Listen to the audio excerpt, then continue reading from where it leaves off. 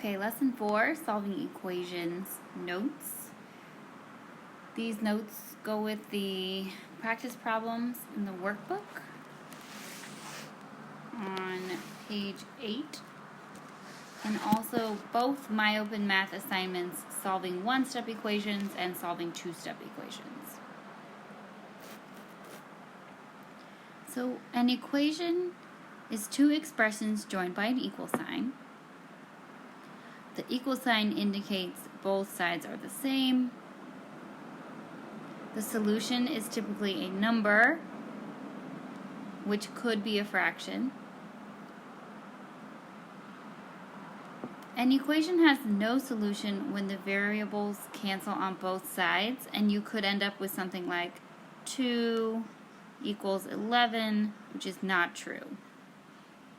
And then an equation has infinite solutions when you get the same number on both sides, a situation like 0 equals 0. Inverse operations are the opposite of each other. So for addition, it's subtraction. For multiplication, it's division.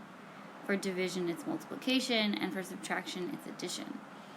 So this will come up when we're moving things from one side of the equation to the other. If it's plus 3 on the left and I want to move it to the right, I need to use the inverse operation minus 3 to get that done. I also want to point out that if you see a fraction, fractions mean division, and so the inverse operation for 1/2 is times 2.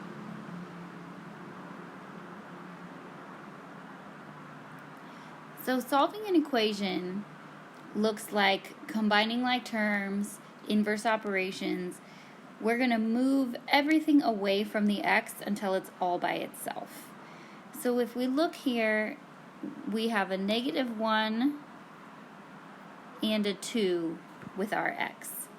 So we're going to start with the furthest thing away, which is -1. The inverse operation for -1 is +1, so to move the 1, I need to add 1 to both sides.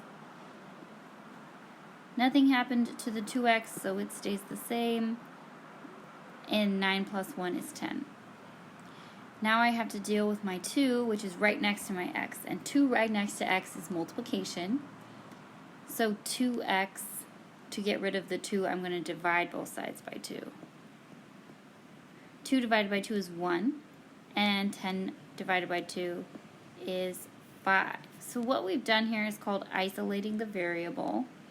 So the answer looks like x equals 5.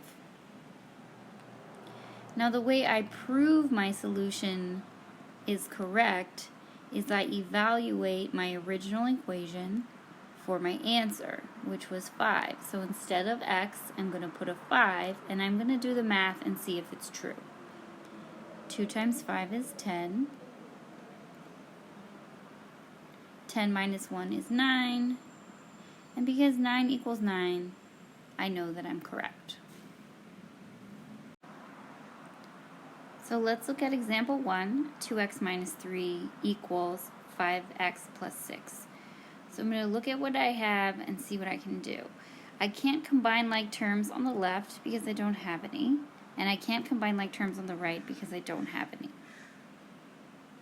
So I'm going to need to decide where I want to put my variables and where I want to put my numbers that don't have variables.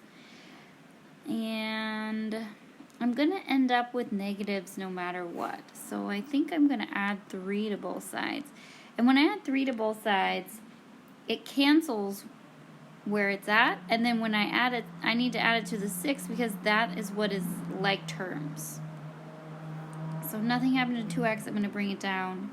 -3 and +3 make a 0. Nothing happened to the equal sign or the 5x. I'm going to bring them down. And then I have 6 plus 3, which is +9.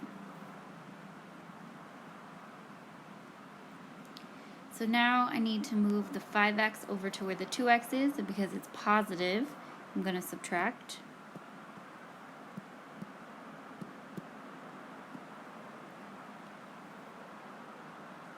So 2x take away 5x is -3x. And nothing happened to the 9, so it stays here.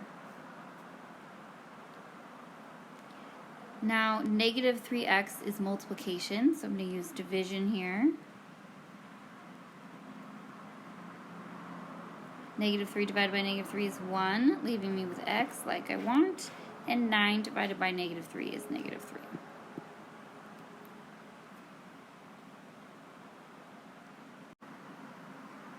Alright, and if I want to prove that x does equal negative 3, I can put it in my original equation in place of all the x's and then evaluate.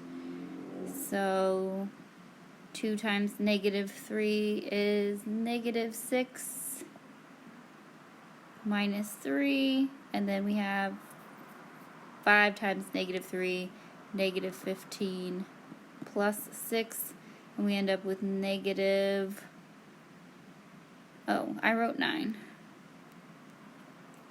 Let's fix that. 6, then we end up with negative 9 on both sides, and we know that we are correct.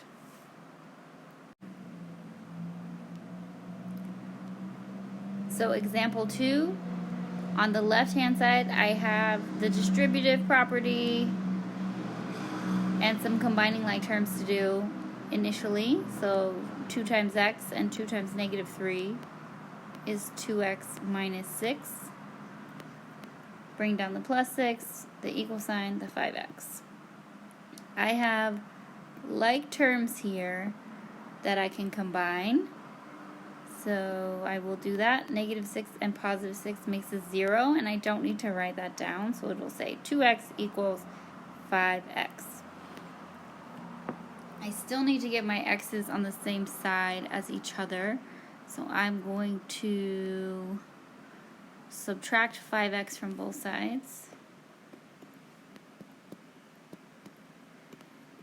Alright, so what happens on the right? 5x minus 5x makes a 0. Now this 0 I want to write down.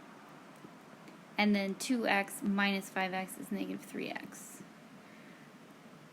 So, now to get rid of the negative 3, I'm going to divide both sides by negative 3. And 0 divided by negative 3 is 0, so then x equals 0.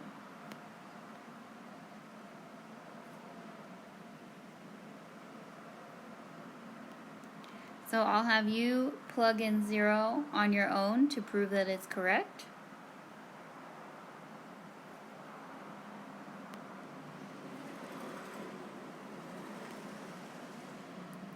Okay, last example, example 3, x plus 5 over 2 equals 3. So we have a fraction, and like we talked about before, fractions mean division.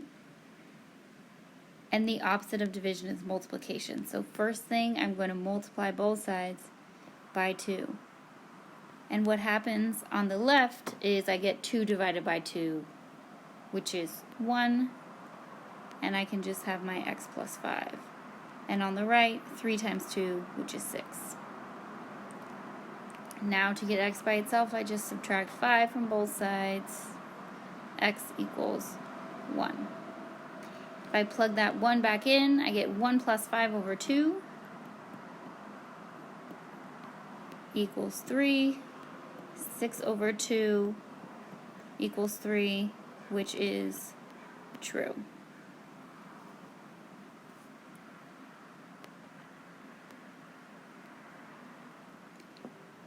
So when you're finished with these notes, please do the practice problems in your workbook before class on Friday and start your My Open Math assignments.